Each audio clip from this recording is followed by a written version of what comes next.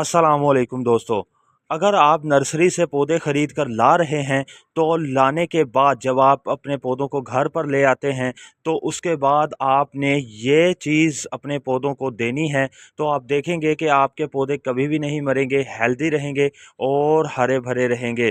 तो अक्सर होता क्या है कि हम नर्सरी से पौधे ले आते हैं लेकिन हमारे पौधे घर लाने के बाद बिल्कुल मुरझा जाते हैं और आहिस्ता आहिस्ता ख़त्म होना शुरू हो जाते हैं।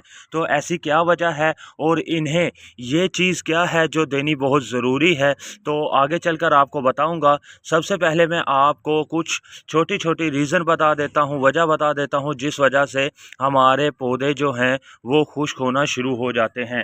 तो सबसे बड़ी वजह यह है कि जब भी हम नर्सरी से कोई भी पौधा ख़रीदते हैं तो हम मौसम को नहीं देखते, हम बिल्कुल भी नहीं ध्यान देते कि मौसम कैसा है, किस मौसम में हमें नर्सरी से पौधे ज़्यादातर ख़रीदने चाहिए। तो जैसा कि अब बरसात का मौसम चल रहा है तो कोशिश करें कि बरसात के मौसम में पौधे ख़रीदें, क्योंकि बरसात के मौसम के अंदर पौधे बहुत ज़्यादा लश ग्रीन और अपनी जो ग्रोथ है बिल्कुल तेज़ी से बढ़ाते हैं। जैसे कि अब आप देख रहे हैं कि जितने भी पौधे हैं ये सारे लश ग्रीन हैं और बारिश के अंदर बहुत खुश हैं। तो कोशिश करें जब बरसात का मौसम हो तब आप पौधे ख़रीदें नर्सरी से और अपने घर पर लाएँ। दूसरी बात, जिस बात का आपने ध्यान रखना है वो ये है कि आप जब भी नर्सरी से पौधे लाते हैं, अगर आप किसी भी मौसम में ले आते हैं तो आपने कोशिश करनी है कि जब भी नर्सरी से कोई भी पौधा ख़रीद कर लाते हैं तो आपने उन पौधों को तकरीबन 1 से 2 दिन आपने शेड में रखना है। बिल्कुल सनलाइट में आपने पौधों को नहीं रखना। अगर आप डायरेक्ट नर्सरी से पौधे लाकर सनलाइट में, फुल सनलाइट में ऐसे ही रख देते हैं तो फिर भी आपके पौधे हैं स्ट्रेस में आ जाएंगे और ये खुश्क होना शुरू हो जाएंगे और बिल्कुल भी इनकी ग्रोथ नहीं होगी।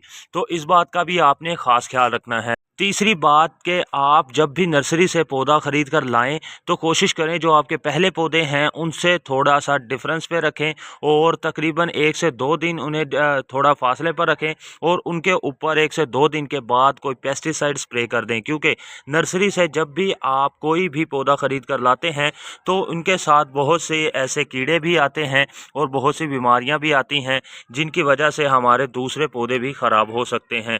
तो पेस्टिसाइड स्प्रे करें 1 से 2 दिन के बाद, फिर उनको जहां पर आप रखना चाहते हैं वहां पर उन्हें रख सकते हैं। तो आपने इन बातों का ख़ास ख्याल रखना है। तो अब आ जाती है बात कि वो चीज़ क्या है जो मैं आपको पौधों के अंदर ऐड करने का बताने वाला हूँ। दोस्तों ये है NPK। ये आपको किसी भी गार्डन स्टोर से आसानी से मिल जाएगी, मुख्तलिफ रेशो में मिलेगी। आपको 18-18-18 मिलेगी, 20-20-20 भी मिल जाएगी, 5-15-45 भी मिल जाएगी। तो आपने ये 5-15-45 लेनी है क्योंकि अभी समर सीज़न चल रहा है तो गर्मी है, तो जिसके अंदर नाइट्रोजन कम हो आपने वो ख़रीदनी है। तो ये मेरे पास 5-15-45 है। तो आपने करना क्या है कि तकरीबन इसका 1 चम्मच 2 लीटर पानी के अंदर आपने इस तरीके से हल कर लेना है। अगर तो बारिश हो रही है तो कोशिश करें कि इसका स्प्रे ना करें, और अगर बारिशें नहीं हो रही तो आप इसका पौधे के ऊपर स्प्रे कर सकते हैं। तो जब इसका आप स्प्रे करेंगे तो पौधे को पत्तों के ज़रिए, टहनियों के ज़रिए खुराक मिलेगी और ना तो वो मुरझाएंगे बल्कि पत्तों के ज़रिए अपनी खुराक हासिल करेंगे और लश ग्रीन भी रहेंगे और सेहतमंद भी रहेंगे। दूसरा इसका तरीका इस्तेमाल ये है कि आप इसे डायरेक्ट मिट्टी के अंदर भी दे सकते हैं। इसी तरीके से 2 लीटर पानी के अंदर आप इसे मिक्स कर सकते हैं और हर गमले के अंदर इसका 1 गिलास आप ऐड कर सकते हैं। तो अब जैसे कि बरसात हो रही है तो मैं बिल्कुल भी स्प्रे नहीं करूँगा क्योंकि स्प्रे करने का कोई फ़ायदा नहीं है।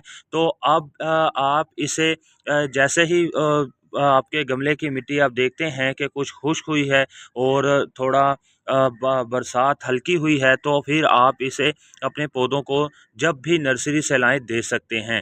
तो कोशिश करें कि जो बातें मैंने आपको बताई हैं उनको ध्यान में रखें। यही छोटी छोटी वजह होती हैं जिसकी वजह से हमारे जो पौधे हैं वो मुरझा जाते हैं और अपनी ग्रोथ रोक लेते हैं।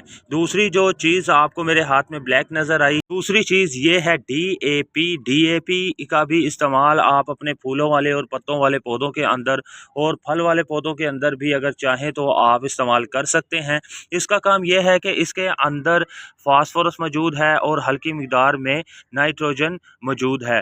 तो इसका आप इस्तेमाल हर 15 दिन के बाद 12 इंच के गमले के अंदर 8 से 10 दाने इसके ऐड कर सकते हैं। इसका भी बहुत अच्छा रिज़ल्ट है, क्योंकि नर्सरी वाले ज़्यादातर जो भी अपने पौधों के ऊपर अप्लाई करते हैं वो या तो एनपीके होती है या डीएपी होती है या फिर ये यूरिया का इस्तेमाल करते हैं। लेकिन उन्हें इसके इस्तेमाल का पता होता है, तो आपको भी जितनी मिकदार बताई है उतनी ही मिकदार आपने इस्तेमाल करनी है। तो उम्मीद करता हूँ ये छोटी सी वीडियो आपको पसंद आई होगी। अगर आप हमारे चैनल पर नए हैं तो भाई के चैनल को लाइक कर दें, सब्सक्राइब कर दें और बेल आइकन को दबा दें ताकि हमारी हर नई आने वाली वीडियो का नोटिफिकेशन आप तक पहुँच सके।